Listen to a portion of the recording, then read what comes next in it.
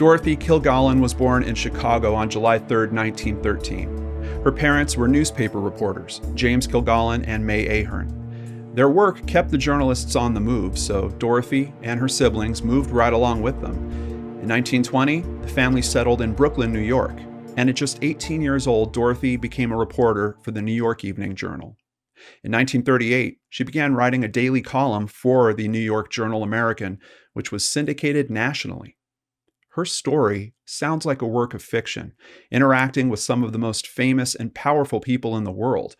But those interactions also leave room for a very big question about her death and a startling similarity to one of the most famous people of the last century.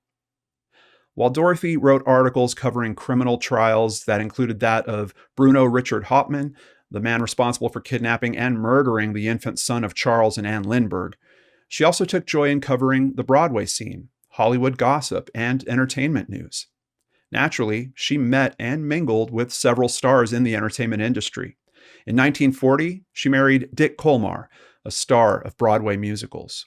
Dorothy also hosted several radio shows, and in 1945, the couple starred in the daily radio broadcast Breakfast with Dorothy and Dick. This led to the role that she's most known for, that of a panelist for the Sunday night television game show What's My Line? With husband Dick, the couple had 3 children, Jill, Richard, and Carrie. Together, the family became nationally recognized throughout the golden years of radio and television.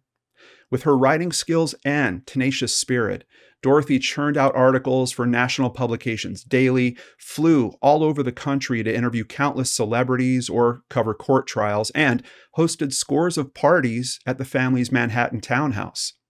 Their guests included Hollywood celebrities including Marilyn Monroe and even John F. Kennedy, who was then a senator from Massachusetts. Dorothy Kilgallen became one of the most influential female journalists, radio hosts, and television celebrities of her time. Perhaps the most notable Dorothy Kilgallen trial coverage was that of the Dr. Sam Shepard case in October of 1954. The Cleveland, Ohio neurosurgeon was on trial for the murder of his wife. The case was so influential on American culture that it inspired the 1963 television series The Fugitive and the 1993 feature film of the same name starring Harrison Ford. Dorothy Kilgallen's arrival in the Cleveland courtroom sparked a furor of autograph seekers, including the judge himself, who said to Dorothy, "What are you doing here? This man's guilty as hell." Dr. Shepard was found guilty, and Dorothy had to remain silent about the judge's prejudice, but she did come to the aid of Dr. Shepard during a new trial 10 years later to testify. Dr. Shepard's conviction was overturned, and he was set free. On August 3, 1962, an article written by Dorothy appeared in newspapers all across the country. It was a gossip piece that she had written about her personal friend, Marilyn Monroe. The article, a product of a face-to-face interview, went on to say that Marilyn had met someone new, hinting that this new love interest was even more well-known than her previous marriages or relationships. The new man in Monroe's life was not named in the article, but the following day, America would learn that Marilyn had died, found nude on her bed in her Brentwood, California home by her housekeeper, Eunice Murray.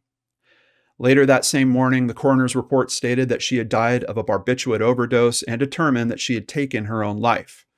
This report did not sit well with Dorothy, as she had just recently visited her friend, so she wrote articles that questioned the facts stated in the police and coroner reports of Monroe's death and asked the country some hard questions.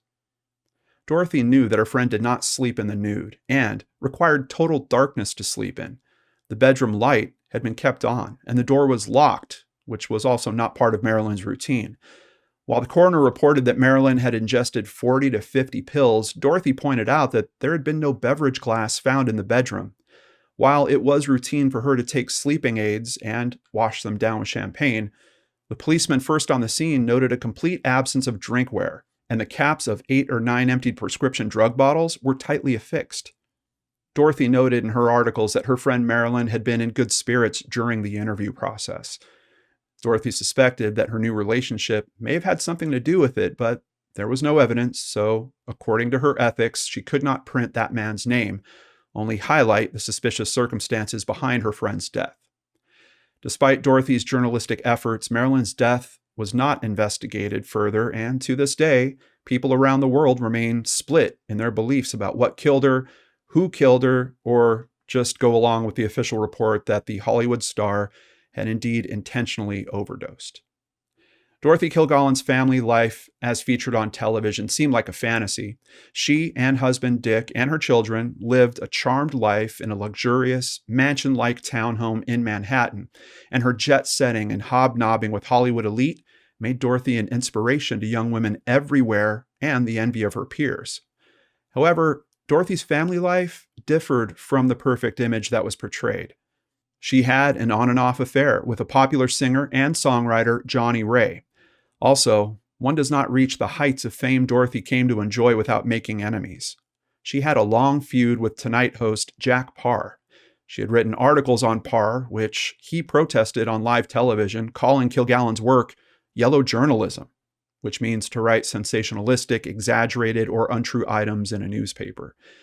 Kilgallen kept this feud up, writing more criticisms of the television host until he left the show in 1962. Dorothy was also a friend of the legendary singer Frank Sinatra, until she wrote articles about the women that Frank had chosen to be seen with in public. Frank shot back, making crude jokes about Dorothy at various appearances. Their friendship ended. Undaunted, Dorothy Kilgallen went on with her writing career and continued to appear on What's My Line and some episodes of To Tell the Truth.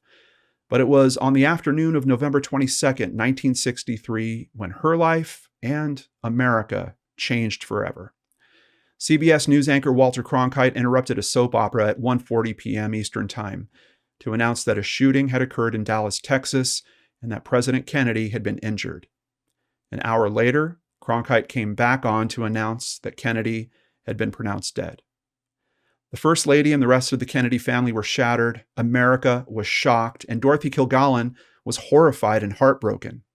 The tall man, her friend that had been at her Manhattan home on social occasions and had hosted Dorothy and son Cary for a White House visit, was now gone.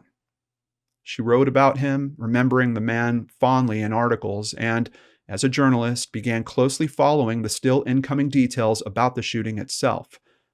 Every news service in America that had a presence in Dallas hunted down and interviewed witnesses to the shooting at Dealey Plaza, and it became clear to Dorothy and to the world that the possibility existed that Lee Harvey Oswald had not been the only shooter. On November 29th, a Dorothy Kilgallen article entitled "The Oswald File Must Not Close" was published. She was critical of the Dallas police for being so lax as to allow anyone outside the police force or the press to enter the station during Oswald's transport. How is it that Jack Ruby was able to walk in with a gun and end Oswald's life? On that same day, President Lyndon Johnson ordered that a commission be formed to investigate the JFK assassination. This would later become known as the Warren Commission, headed up by then Chief Justice of the United States Earl Warren and a collection of state senators and representatives.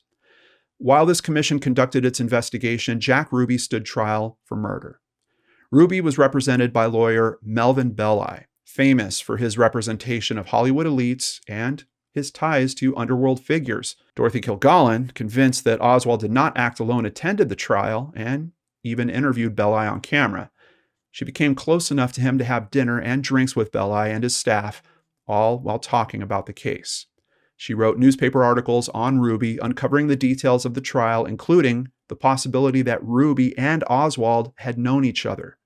She interviewed Ruby directly and collected many notes on their interactions. She's the only known reporter to have done this.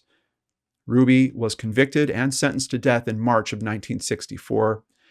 He fired Belli and began the appeals process. In September, the Warren Commission issued the Warren Report, which came to the conclusion that John F. Kennedy was shot from behind, with Lee Harvey Oswald named as the only active shooter. During this time, Dorothy Kilgallen met and had begun a relationship with a man named Ron Pataki, a fellow journalist from Ohio, and it's believed that she was following up with information she had gathered from Jack Ruby. In an April 1964 article about Oswald entitled, "Why Did Oswald Risk All by Shooting Cop?" she raised important questions about the shooting of Dallas police officer J.D. Tippit, who was shot apparently by Oswald just before being apprehended. The reported facts about Oswald's actions after the JFK shooting were erratic and in serious doubt. Dorothy went on to gather information and had decided that she had enough to write a book about the JFK assassination. She traveled to New Orleans to gather more information that she had proclaimed to friends and colleagues would break the case wide open. Having returned to New York City, she resumed her live appearances on To Tell the Truth. On Sunday, November 7th, 1965, she appeared to be at the top of her game, guessing correctly on a participant's occupation, the unlikely job of being a seller of dynamite. On the morning of November 8th, Dorothy's hairdresser, Mark Sinclair, arrived at the massively luxurious Manhattan townhome to prepare Dorothy for an appearance. At first, he couldn't find her, so he searched the house until he discovered Dorothy deceased in a guest room, a room that she never slept in. She was dressed in an evening gown, still wearing a wig that she wore in public or television appearances, her false eyelashes, and full makeup. Her body was propped up in the bed with a book in her lap, one that Sinclair stated she had already read, and her reading glasses were not present. Police were called and the death reported. The medical examiner focused on bottles of two types of sleeping pills. In his autopsy report, he notes the barbiturates and alcohol, listing the cause of death was accidental, declaring circumstances undetermined. Eerily, these findings nearly mirror the circumstances around the passing of Marilyn Monroe. While no solid evidence exists, some conspiracy theorists, including Mark Shaw in his book titled Collateral Damage, proclaimed that Robert Kennedy was involved with Marilyn prior to her death, and she had threatened Robert to go public with some information on the Kennedys if he didn't leave his wife for her. While nothing can prove this beyond doubt, a former Beverly Hills police officer by the name of Lynn Franklin stated in a book that he wrote that he had pulled over a car for speeding on the night that Marilyn Monroe died. He stated that actor Peter Lawford was driving, with Robert Kennedy and Maryland psychiatrist Dr. Ralph Greenson also in the car. Even if true, this seems to be circumstantial. Despite Dorothy Kilgallen's efforts to bring the truth about the JFK assassination to the world, Lee Harvey Oswald remains a mysterious character in American history.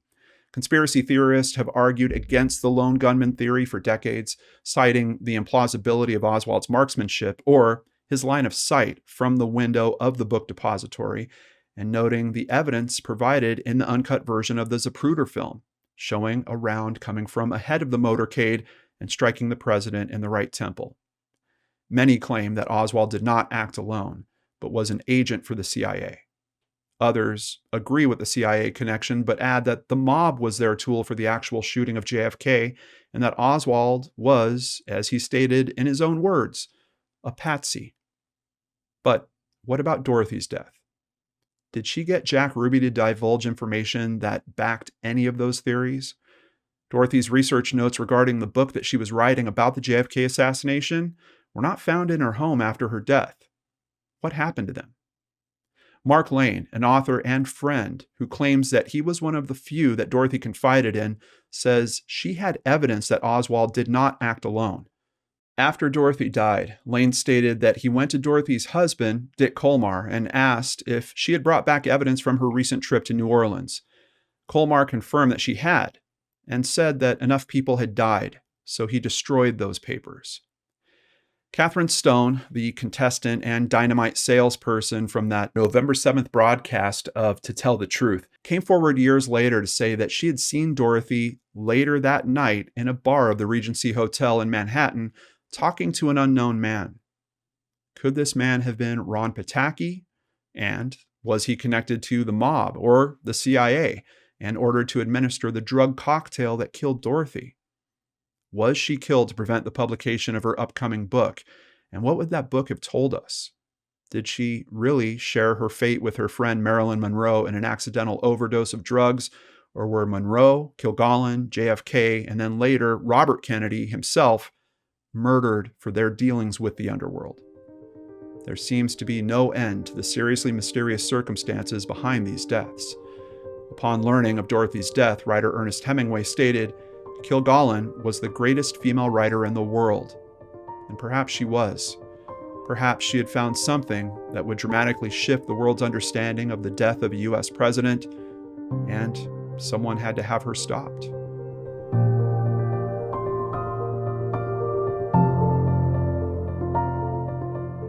If you're enjoying this show, please check out Seriously Mysterious, the podcast. We have over 150 episodes waiting for you.